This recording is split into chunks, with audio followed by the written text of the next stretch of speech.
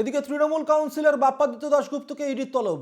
আজ সকাল 11:30টায় সল্টলেকের সিজিও কমপ্লেক্সে তলব করা হয়েছে বাপ্পাদিত্যকে। কলকাতা পুরসভার কাউন্সিলর বাপ্পাদিত্য, প্রাক্তন শিক্ষামন্ত্রী পার্থ চট্টোপাধ্যায় ঘনিষ্ঠ কাউন্সিলর বাপ্পাদিত্য এর আগে সিবিআই প্রাথমিক শিক্ষক নিয়োগ দুর্নীতি মামলায় তার বাড়িতে তল্লাশি অভিযান চালিয়েছিল। আপনাদের জানিয়ে রাখি, শিক্ষক নিয়োগ দুর্নীতি মামলায় পার্থ চট্টোপাধ্যায় ঘনিষ্ঠ কাউন্সিলর বাপ্পাদিত্য দাশগুপ্তকে অর্থাৎ কলকাতা পুরসভার 128 নম্বর ওয়ার্ডের কাউন্সিলরকে ইডি তলব করেছে।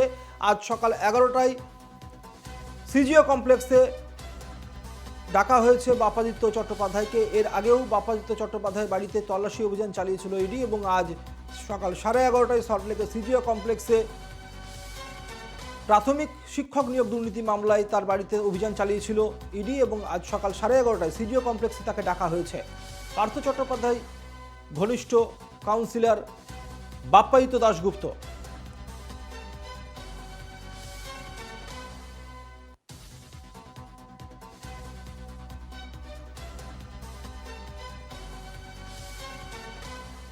এই মুহূর্তে আমাদের সঙ্গে যোগদান করেছেন আমাদের প্রতিনিধি সুস্মিত মজুমদার। সুস্মিতের কাছ থেকে জেনে নেব, সুস্মিত, এই মুহূর্তে কি খবর রয়েছে?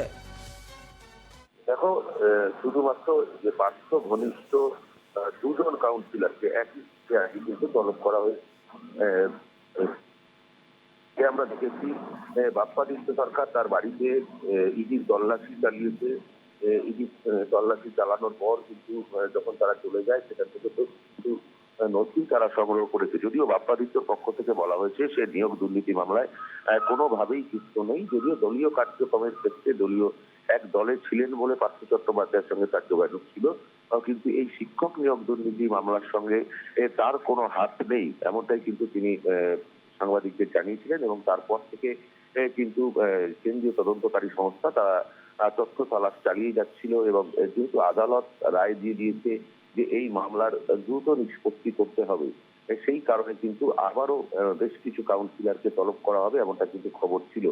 সেই মর্মে কিন্তু আজ কলকাতা শহর, কলকাতার যে মিউনিসিপ্যালিটি রয়েছে সেখানকার যে 128 নম্বর ওয়ার্ডের কাউন্সিলর বাপ্পাদিত্য তাকে কিন্তু আজকে ডাকা হয়েছে। একই সঙ্গে কিন্তু 108 নম্বর ওয়ার্ডের যে কাউন্সিলর পার্থ সরকার তাকেও কিন্তু কেন্দ্রীয় তদন্তকারী সংস্থা তারা তলব করেছে, তাদের জিজ্ঞাসাবাদ করে এবং তাদের থেকে কিছু নথি উদ্ধার করবে, এমনটাই কিন্তু সূত্রের খবর। এবং সেখান থেকে কিন্তু মূল জায়গায় পৌঁছানো যাবে, অর্থাৎ এই শিক্ষক নিয়োগ দুর্নীতি মামলার যে শিকড়, সেই শিকড়ে পৌঁছানো যাবে, এমনটাই কিন্তু তারা দাবি করছেন কেন্দ্রীয় তদন্তকারী সংস্থা। এবং কেন্দ্রীয় তদন্তকারী সংস্থার যে আইনজীবী তিনি কিন্তু আদালতে কিন্তু এমনটাই জানিয়েছেন। এবং ইতিমধ্যে তুমি জানো যে ইডির তরফ থেকে কিন্তু একটি চার্জশিট জমা দেওয়া হয়েছে জ্যোতিপ্রিয় মল্লিকের ক্ষেত্রে। কিন্তু এই নিয়োগ দুর্নীতি মামলার ক্ষেত্রে কিন্তু এখনো পর্যন্ত সেই মামলার কোনো নিষ্পত্তি হয়নি বহুদিন হয়ে যাওয়ার পরেও। সেই কারণে কিন্তু আদালত নির্দেশ দিয়েছে দ্রুত যাতে এই মামলার নিষ্পত্তি হয়ে যায়।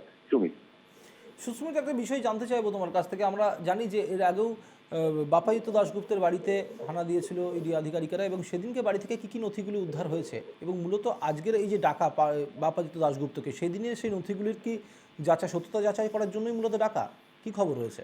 এর আগের দিন কিন্তু বাপ্পাদিত্যর বাড়িতে যখন কেন্দ্রীয় তদন্তকারী সংস্থার লোকেরা গিয়েছিলেন, তখন প্রায় 7 থেকে 7.5 ঘন্টা কিন্তু তারা তাকে জিজ্ঞাসাবাদ করেন এবং তার কল লিস্ট থেকে শুরু করে তার ব্যাংক ডিটেলস সমস্ত কিন্তু কিছু তারা তল্লাশি করেন। এবং তারপর তার থেকে কিন্তু বেশ কিছু নথিও তারা সেখান থেকে জোগাড় করে নিয়ে যান।